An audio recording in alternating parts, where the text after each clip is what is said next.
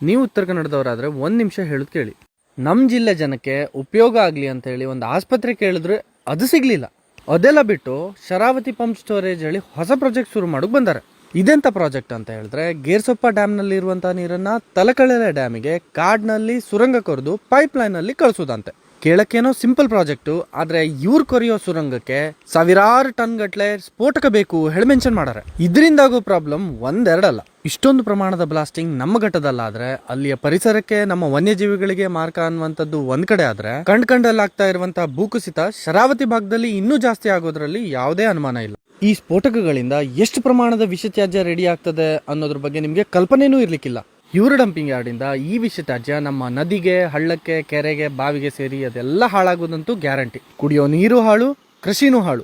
ಇಂಥ ಅವೈಜ್ಞಾನಿಕ ಪ್ರಾಜೆಕ್ಟ್ಗೆ ನಮ್ಮ ನದಿ, ನಮ್ಮ ಜಾಗ ಕೊಡೋದು ಬೇಡ ಹೇಳಿ ಆದ್ರೆ, ಇದೇ ಬರೋ 18ಕ್ಕೆ ಗೇರ್ಸೊಪ್ಪದಲ್ಲಿ ಇದ್ರ ಬಗ್ಗೆ ಪಬ್ಲಿಕ್ ಹಿಯರಿಂಗ್ ಇದೆ. ಬೆಂಗಳೂರಲ್ಲೋ ಡೆಲ್ಲಿಲೋ ಕೂತ್ಕೊಂಡು ಈ ಪ್ರಾಜೆಕ್ಟ್ ಆಗ್ಬೇಕೋ ಬೇಡ ಅಂತ ಹೇಳಿ ಅವ್ರು ಡಿಸೈಡ್ ಮಾಡೋದಲ್ಲ.